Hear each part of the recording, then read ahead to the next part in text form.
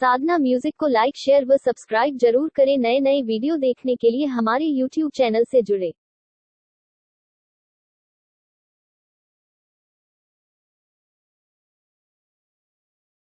ये भौजी एक बात कहा। का बात है?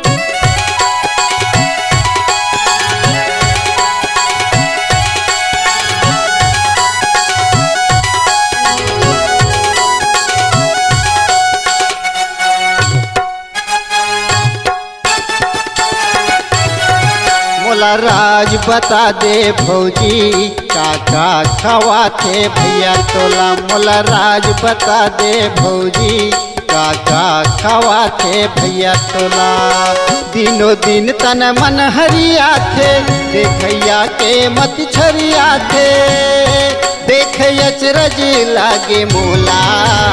मोला राज बता दे भौजी काका खवाथे भैया तोला। मोला राज बता दे भौजी काका खवाथे भैया तोला।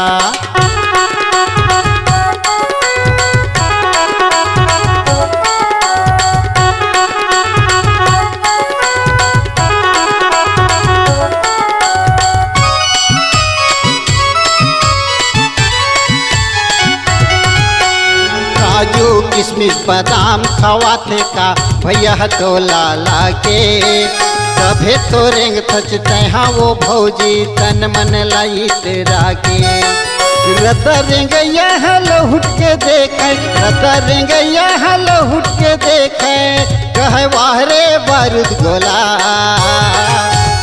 मोला राज बता दे भौजी काका खवाथे भैया तोला। मोला राज बता दे भौजी काका खवाथे भैया तोला।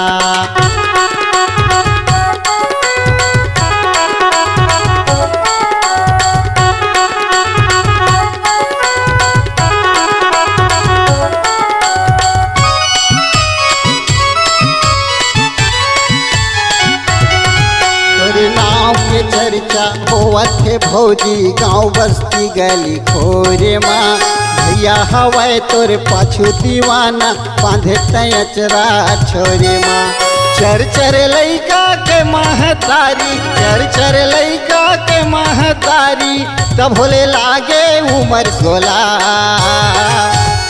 मोला राज बता दे भौजी काका खवाथे भैया तोला। मोला राज बता दे भौजी काका खवाथे भैया तोला।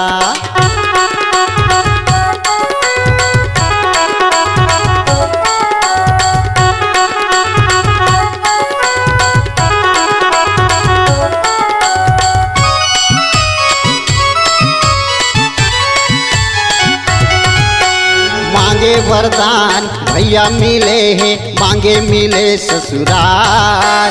रूप रंग तोरे सुघर है भौजी उसने करे सिंगार। हटके हावे तोरे स्टाइल। हटके हावे तोरे स्टाइल जलते देख के कतो तोला। मोला राज बता दे भौजी काका खवाथे भैया तोला। मोला राज बता दे भौजी काका खवाथे भैया तोला। दिनों दिन तन मन हरिया थे देखैया के मत छरिया थे। देख अचरज लागे मोला।